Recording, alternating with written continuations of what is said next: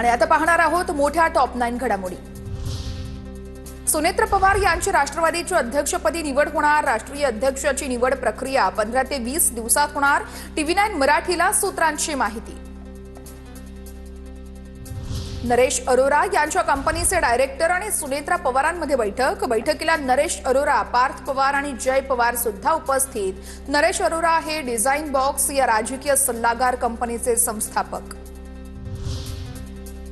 उपमुख्यमंत्री सुनेत्रा पवारांची झेडपीतील विजयी सदस्यांसोबत बैठक। मी भक्कमपणे तुमच्या पाठीशी आहे, सुनेत्रा पवार यांचं भावनिक आवाहन।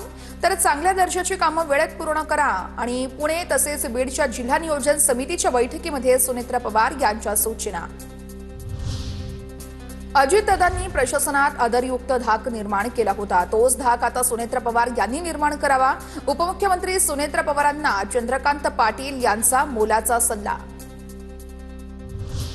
VSR या विमान कंपनी तर देशातील एका मोठ्या उद्योगपतीची बेनामी आर्थिक गुंतवणूक आहे। ती ज्याची बेनामी गुंतवणूक आहे तो भाजपच्या जवळचा व्यक्ती आहे, तो शोधला पाहिजे।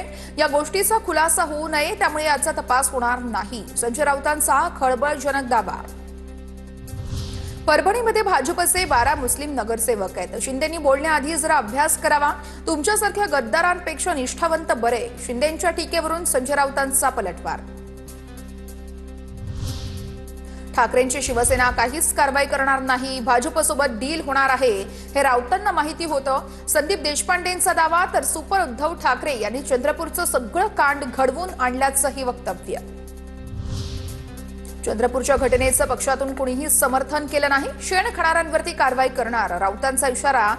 पैसे घेतल्याचे आरोप करणाऱ्यांना भाजपनं पैसे मोजायला ठेवलं होतं का? संदीप देशपांडे यांच्या टीकेवरती संजय राऊतांचा पलटवार। चंद्रपुरात शेण खाल्लेल्या नगरसेवकांना जाब विचारणार, संजय राऊतांचं वक्तव्य। तर काँग्रेसच्या मांडीवरती बसून शेण तुम्हीच खाल्लं, भाजपच्या नवनाथ बन यांचा पलटवार।